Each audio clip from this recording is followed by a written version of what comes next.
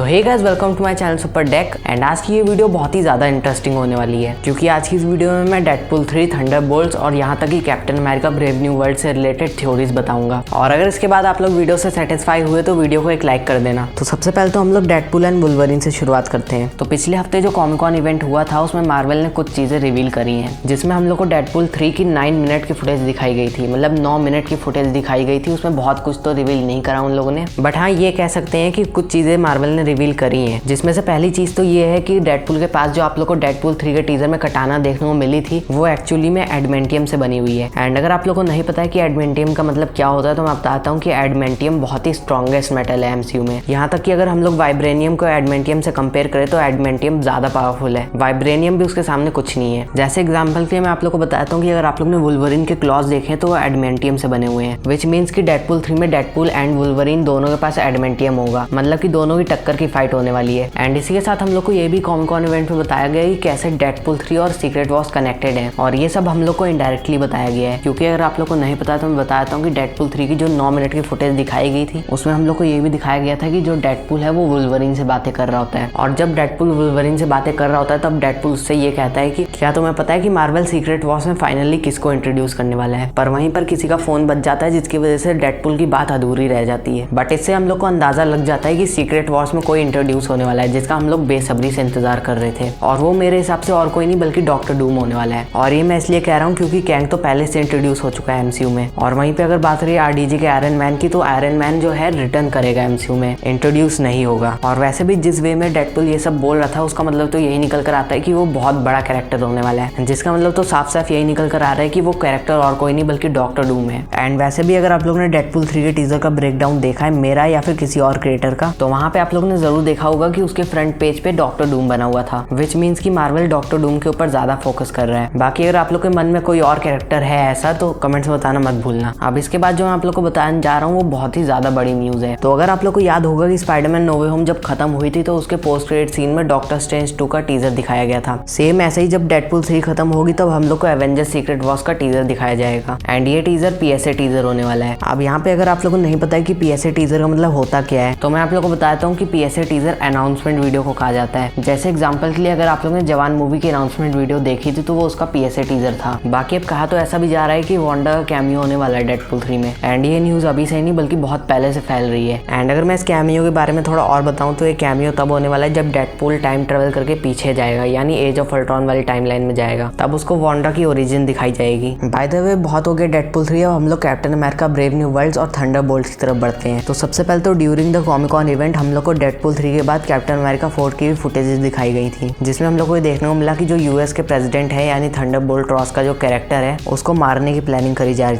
थी। बट वहीं पर किसी ना किसी को तो आना ही था, और इसी वजह से वहाँ पे सैम विल्सन का कैप्टन अमेरिका आ जाता है, जो कि फाइनली प्रेसिडेंट को बचा लेता है। और उसी के दौरान वहाँ पे उन लोग के बीच में बातचीत होती है, जहाँ पे जनरल रॉस सैम विल्सन के कैप्टन अमेरिका से ये कहता है कि उन्हें एक टीम बनानी पड़ेगी, जिस टीम को वो खुद लीड करेंगे, और उसमें वो लीडर सैम विल्सन को बना देंगे। पर वहाँ पे सैम विल्सन उनके उस ऑफर को डिक्लाइन कर देता है। अब अगर आप लोगों को नहीं पता है कि यहाँ पे किस टीम की बात हो रही है तो मैं आप लोगों को बता देता हूँ, यहाँ पे थंडरबोल्ट्स की टीम की बात हो रही है, जिसके बारे में शायद मुझे बताने की जरूरत नहीं है। बाय द वे जो ये फुटेज चल रही थी हम लोग को इससे समझ में ये आ जाता है कि कैप्टन अमेरिका की मूवी थंडरबोल्ट की मूवी से कनेक्ट है। जैसे एग्जांपल के लिए मिस मार्वल और दी मार्वल्स कनेक्ट थी, वैसे ये दोनों मूवीज भी एकदम कनेक्ट होने वाली हैं। और वैसे भी इन दोनों की रिलीज डेट में 3 महीने का फर्क है। बाकी अगर मुझसे कोई फैन थ्योरी मिस होगी तो कमेंट्स में जरूर बताना। मिलूंगा नेक्स्ट वीडियो में, तब तक के लिए गुड बाय।